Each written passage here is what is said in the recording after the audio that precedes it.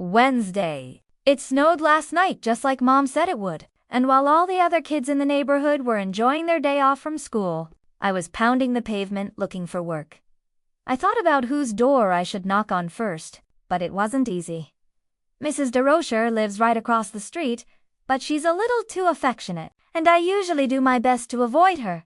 How about a hug, Gregory? Did somebody just drop this pebble? Then there's Mr. Alexander, who moved into the Snella's house. He must not have worn braces as a kid, because his teeth aren't very straight. Unfortunately, the first time Dad met Mr. Alexander was on Halloween, and Dad must have thought his teeth weren't real.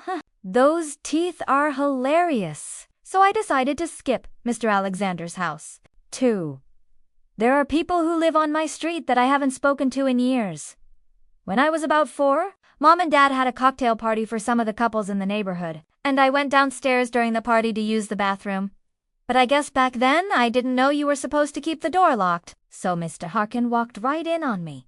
Oh, sorry about that, buddy. When I was done, I found Mom and told on Mr. Harkin, and I'm sure he felt like a jerk, so I'm not about to knock on the door of some guy I ratted out when I was in preschool and ask him for money, either.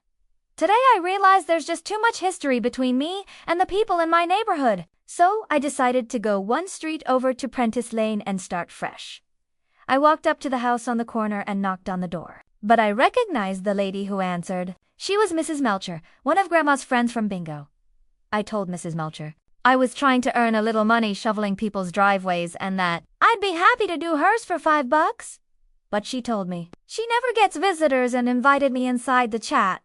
I didn't want to be rude, so the next thing I knew I was sitting in Mrs. Melcher's living room surrounded by the lawn ornaments she took inside for the winter.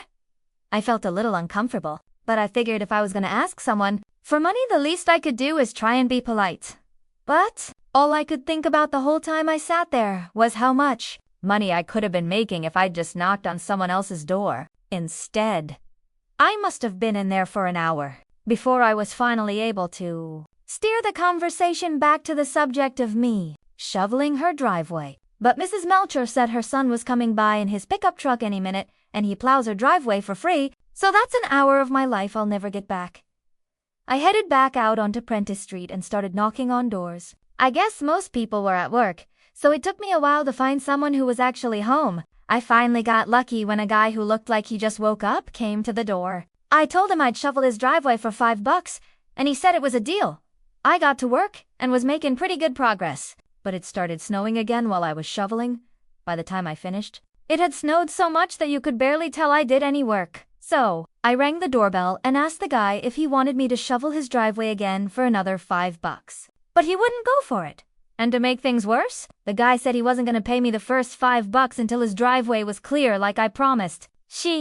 This is why it's a good idea to have a contract before you start working for someone. I got back out there and started shoveling, but so much snow was falling that I was getting nowhere.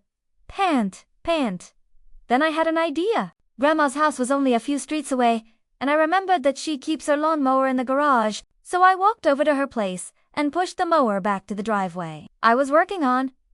I thought the snow mowing idea was genius, and I couldn't believe no one had ever thought of it before.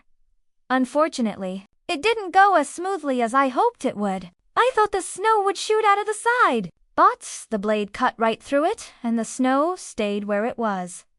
Eventually, the mower started making funny sounds, and then all of a sudden it stopped. So I guess those things aren't really built for cold weather. Rattle. Shudder. I pushed the mower to Grandma's and put it back in her garage. Hopefully, it will thaw out before the summer rolls around. I still had this guy's driveway to deal with, but now the snow was really coming down, and there was no way I was going to spend the rest of my day working for $5. I needed a quick solution so I could move on. I could see that his garden hose was attached to the house, so I turned it on, put the nozzle to the shower setting, and sprayed down the snow in the driveway. It was great.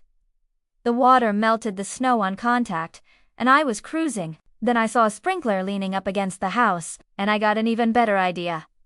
Once I was finished, I turned off the sprinkler and knocked on the guy's door. He paid me my $5 when he saw that his driveway was cleared. I was pretty excited about the way things worked out, and I figured if I found some more people with sprinklers, I could have multiple jobs going at once. Unfortunately, I couldn't find anyone else who was home, but my idea probably wouldn't have worked out anyway. Because by the time I walked back down Prentice Lane, the driveway I hit with the sprinkler was frozen over. WAAA-UGH. Slide.